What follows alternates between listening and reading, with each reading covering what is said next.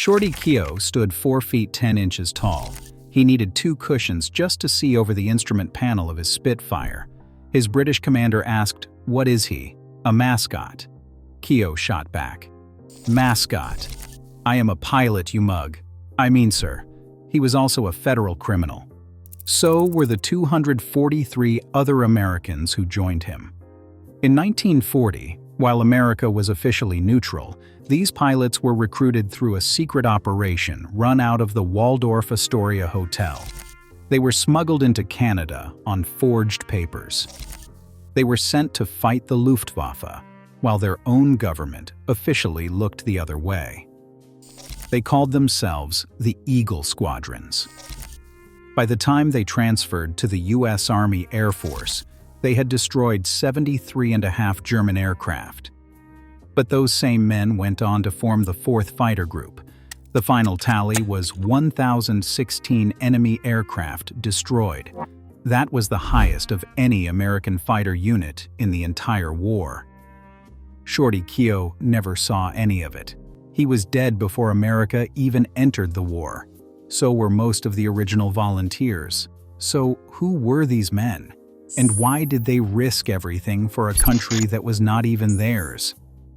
To understand why these pilots were breaking the law, you need to understand the America they lived in.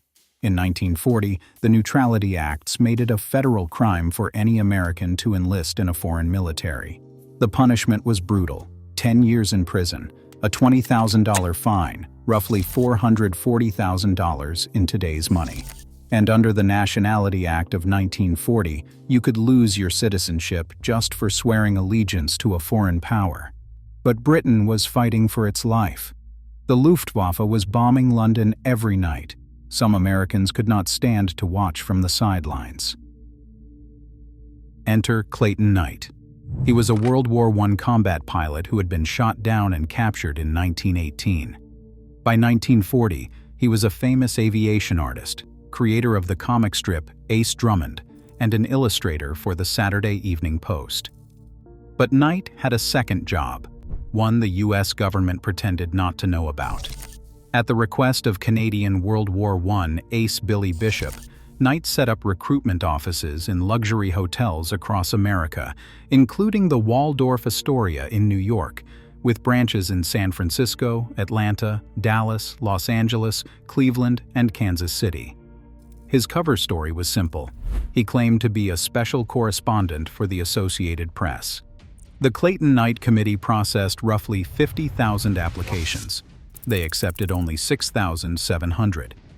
Requirements were strict: a high school diploma, ages 20 to 31, eyesight correctable to 20/20, and 300 certified flying hours. Ohio's Attorney General told Knight the plan was unquestionably illegal. The FBI shut down operations several times, but President Roosevelt had quietly signaled approval.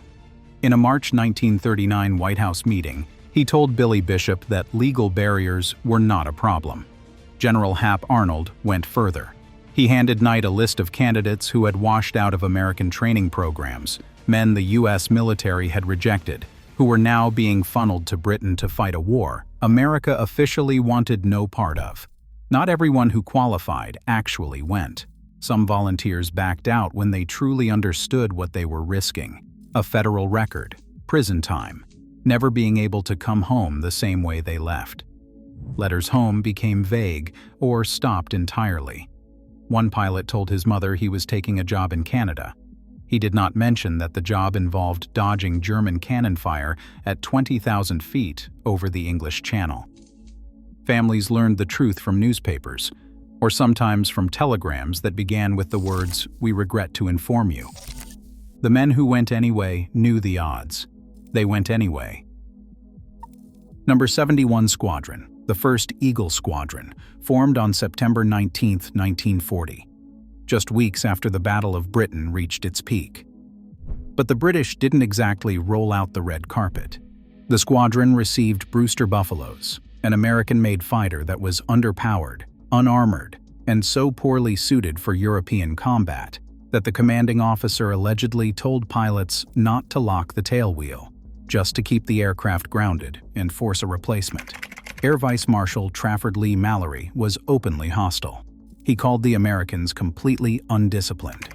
Air Chief Marshal Sholto Douglas told General Hap Arnold that 71 Squadron's performance was unsatisfactory. He floated disbanding the unit entirely. The culture clash was real. American cockiness grated against British formality. The Eagles partied too hard, talked too loud, and didn't seem to understand that the RAF had been fighting for its survival while these volunteers were still learning which end of the Spitfire was the front.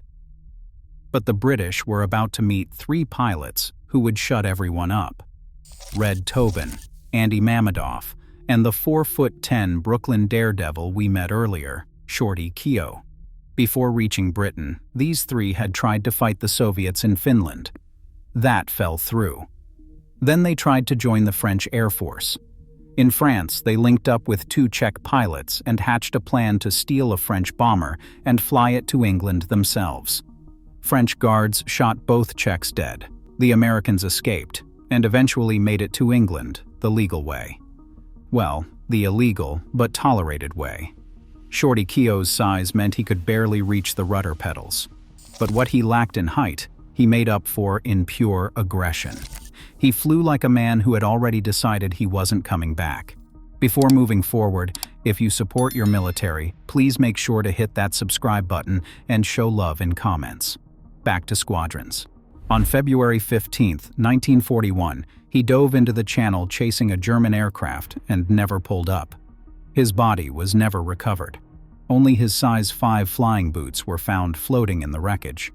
Nobody but little Shorty could wear such small boots.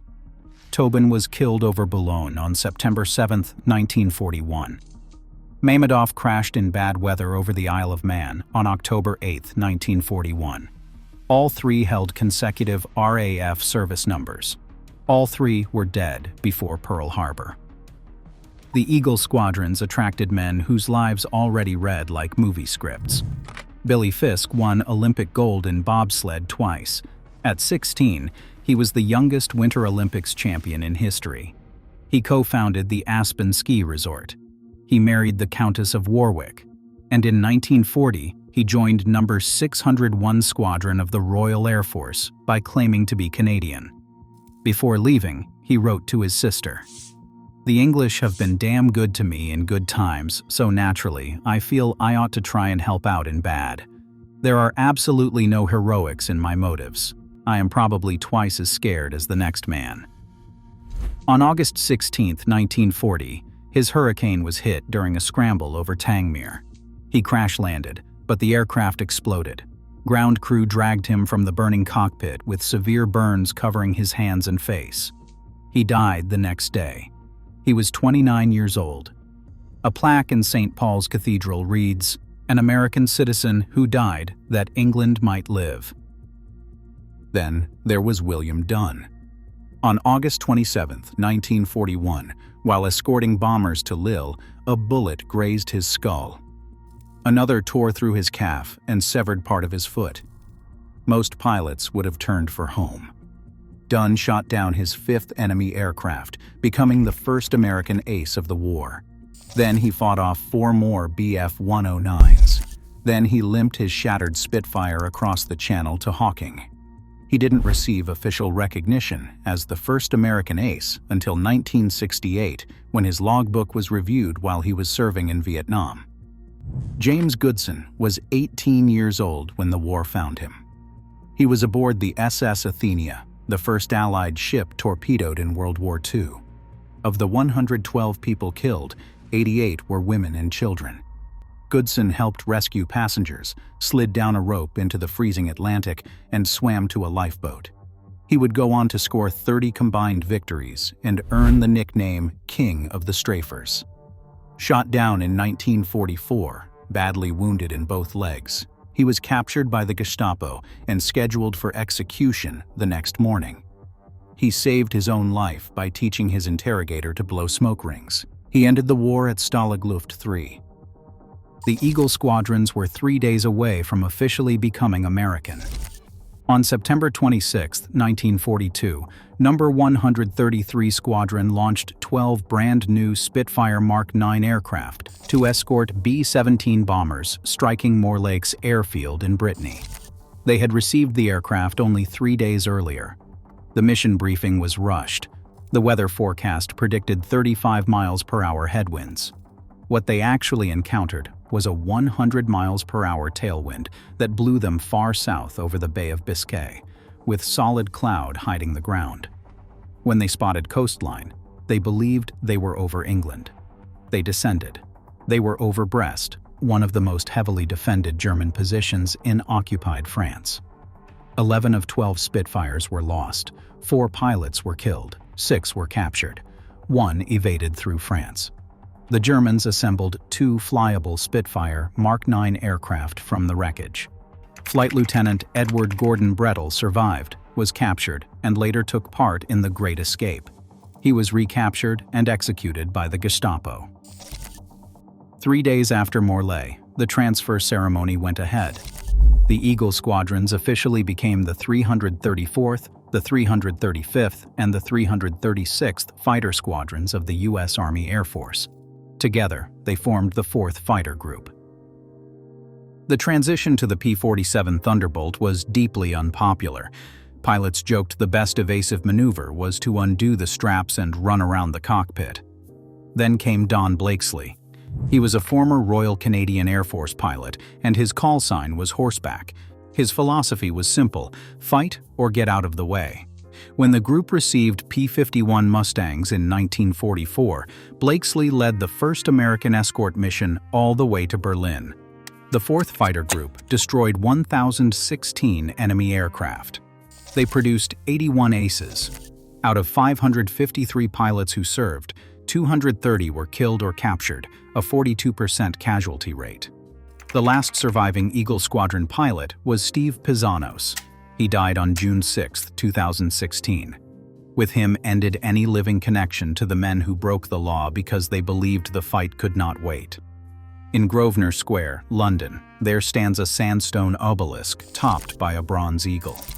It lists 260 names. These were not soldiers following orders. They were civilians, teenagers. Young men who looked at what was happening in Europe and decided doing nothing was worse than breaking the law. They left their country, their families, and their legal identity behind. Most never came home. Today, the 4th Fighter Wing still flies. Same squadrons, same lineage, same eagle on the patch. If their story matters to you, subscribe. And if you want to see another story of impossible courage, click the video on screen now.